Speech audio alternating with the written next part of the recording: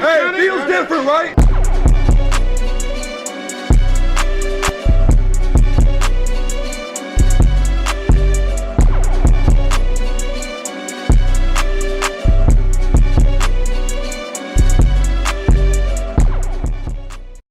Hello and welcome to episode 29 of Fantasy Sports.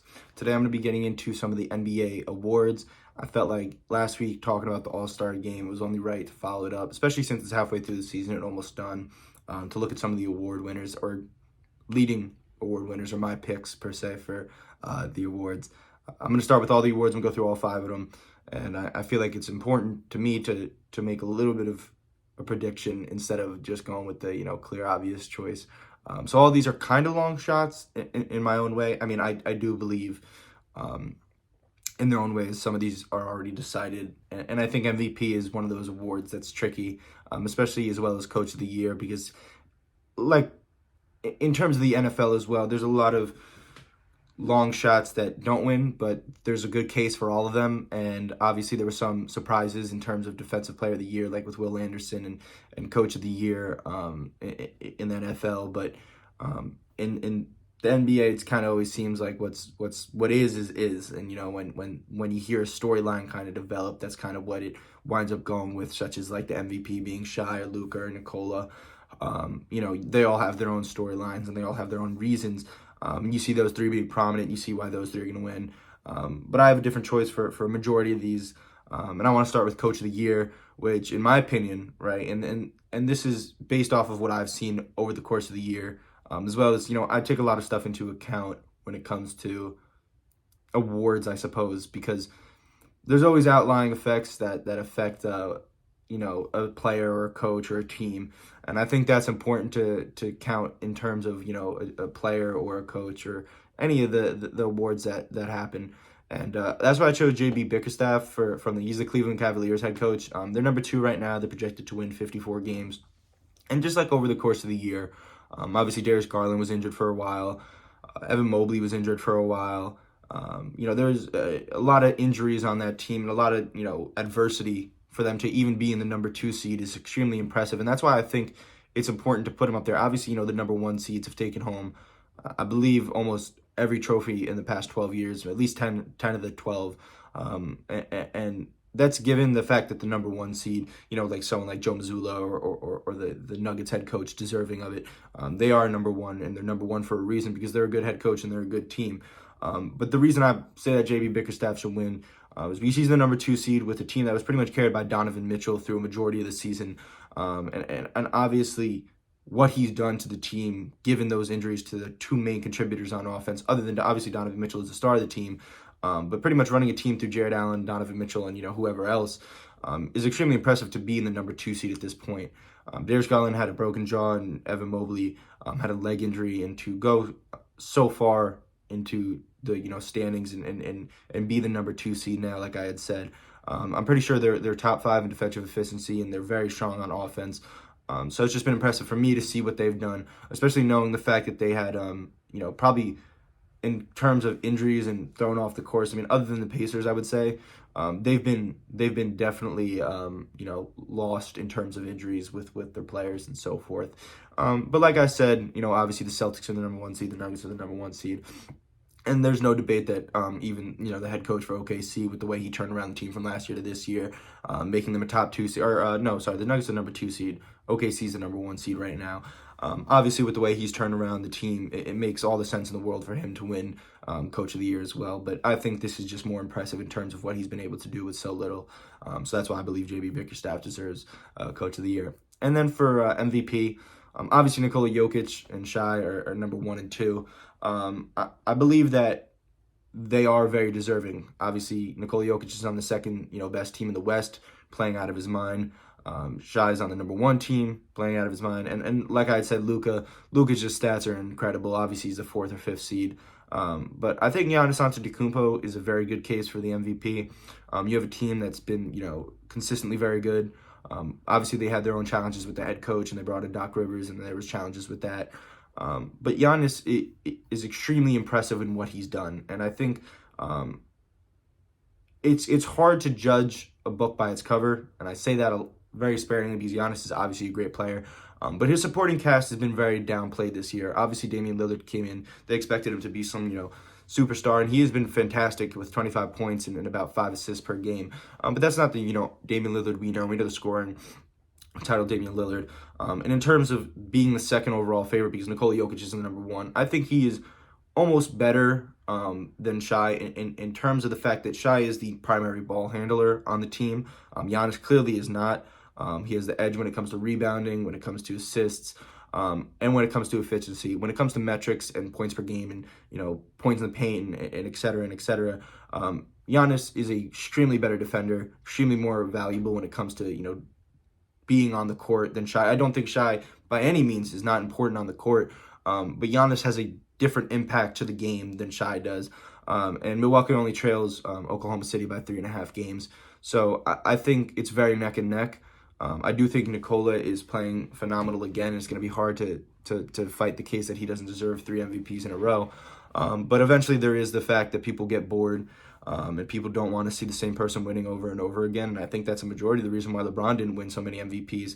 The Bucks have only allowed 112 points per 100 possessions since Doc Rivers took over as coach, and that's less than OKC season-long's pace. And I think a big majority of the reason why the defense has been so good for the Bucks is because of Giannis. And Giannis's impact in the defensive categories trumps a lot of the players. And I feel like every season I always say Giannis is up there for Defensive Player of the Year.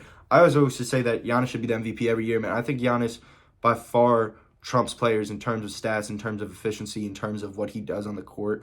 And it's always underappreciated, especially just because of the way he is. Obviously, he's 7 foot. He runs crazy. And he's able to put up these stats. And I think a lot of people undermine the fact that although he is, a freak athlete, he is an extremely well-rounded basketball player. And he contributes a lot to the court, more than so than just being, a scorer. And then for Sixth Man of the Year, at first I had Russell Westbrook, but I don't know if Russell Westbrook's up for Sixth Man of the Year. I think Bogdanovic, because they have Norman Powell listed. They have Norman Powell listed as Sixth Man of the Year, but I could have sworn that Russell Westbrook was Sixth Man of the Year. Obviously, Bogdanovic is an extremely well-talented player, especially in the East. He's been coming off the court. He's outscoring Monk right now, who's leading in the race by 1.7 points per game. Trae Young's set to miss the next couple games, so it's hard to justify, that Bogdanovic won't be starting. But the points per possession and the points when he's on the court per 100 possessions are up 11.5, as well as the fact that he is averaging above 15 points as a sixth man. I think it's just extremely impressive what he does when he comes on the court and shoots. There's not a lot of players like him who could be a sixth man, score as efficiently as he can. I do believe in terms of what he does outside of shooting, it's very limited. And I think a lot of that is because of the role he plays in that offense. I do believe he's an extremely dark horse right now in terms of the Sixth Man of the Year race. I don't see him winding up winning it. I just believe he does have a case to win it. I do see Norman Powell winding up winning this just because Norman Powell is a similar player to Bogdan, and he's on a better team. He's more important to that team than I think Bogdan is right now. But I do think Bogdan has a very strong case for why he could be Sixth Man of the Year.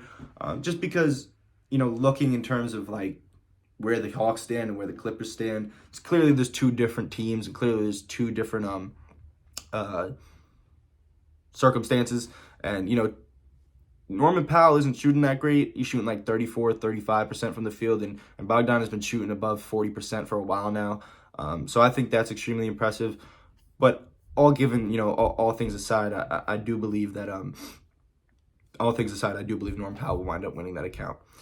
For most improved player, this is my strongest case, and it's the person I'm so strongly feeling about, just because of the jump from rookie to sophomore. And I do believe that's important, especially in a most improved player. I do understand that it is players in general, but when you look at people like Alperen Sengun, Jonathan Kuminga, Kobe White, Tyrese Maxey, these are guys who are definitely Tyrese Maxey, Sengun, Kuminga. These are players that have been in the league before, and people who obviously are good. But people knew they were good. Jalen Johnson didn't play that great last year. When you look at his points per game increase, his assists per game increase, his rebounds per game increase, it's insane. I mean, he increased his rebounds by 5 rebounds a game, points by 10, assists by 2, his 3-point field goal percentage by 7.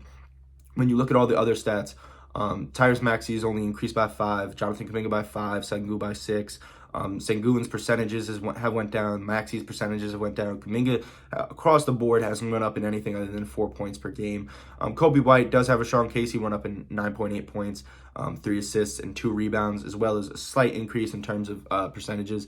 But I think most improved is the person who has improved the most, not the person who is the best of the most improved players. Like, clearly, Tyrese Maxey is better than all these guys. Sengun is better than the rest of them as well. But it is the most improved award, and Jalen Johnson has improved the most. He's been extremely impactful on that team. The Hawks really needed a guy like him to step up, and he has in many, many ways, especially on defense as well. He's been one of the most electrifying sophomore players that I've been able to see. Just his height, as well as the way he's able to control the ball, it's extremely impressive. And like I had said before, he's improved in every NBA skill. He is the biggest contributor for the Hawks defense. He is extremely impactful on offense. And I just don't see a reason or a way that he doesn't wind up winning most improved player, other than the fact that I had mentioned that, these players are better than him and their points per game increase. Obviously, a 5.5 increase by Tyrese Maxey brings him from 22 points to 27. So I understand that. But Jalen Johnson averaging pretty much 5 points last year to averaging 16, as well as 16, 4, and 7. It is a big increase in terms of what you want to see from a young player.